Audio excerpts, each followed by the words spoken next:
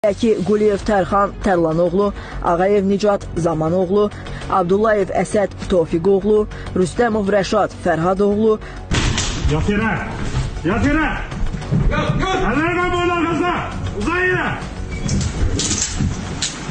Ağayeva Xədicə Zakir qızı, Əhmədov Elvin Bəhruzoğlu, Şabanova Nərminə Ramiz qızı və İsmiyev Naib İsmixanoğlu törətdikləri əməlləri, eləcə də Sepahla əlaqəli şəxslərin tapşırığı ilə partlayıcı qurğunu götürdüklərini, sui-qəsd planları ilə əlaqədar tapşırıqları icra etdiklərini etiraf ediblər.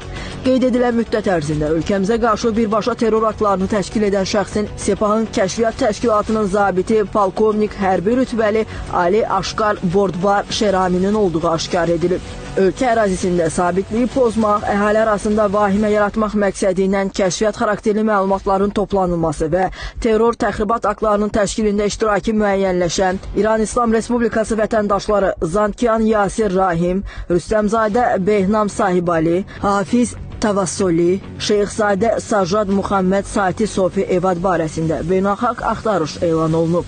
Keçirilmiş əməliyyat istintaq tədbirləri zamanı cinayət əməllərində iştiraki aşkarlanan Azərbaycan vətəndaşları barəsində də qərarlar qəbul edilib. Belə ki, Quliyev Tərxan Tərlanoğlu və Ağayev Nicat Zamanoğlu, Abdullayev Əsəd Tofiqoğlu və Rüstəmov Rəşad Fərhadoğlu Cinayət Məcəlləsinin müvafiq maddələri ilə təqsirli bilinərək 6 il 6 ay müddətini azadlıqdan məhrum etmə cəzasına məhkum ediliblər.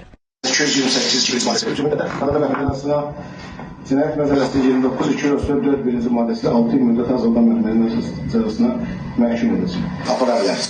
Şabanova Nərminə Ramiz qızı və İsmiyev Naib Ağa İsmioğlu Azərbaycan Respublikasının Cinayət Məcəlləsinin 28-277, yəni dövlət xadiminin və ya ictimai xadimin həyatına sui-qəsdə hazırlıq.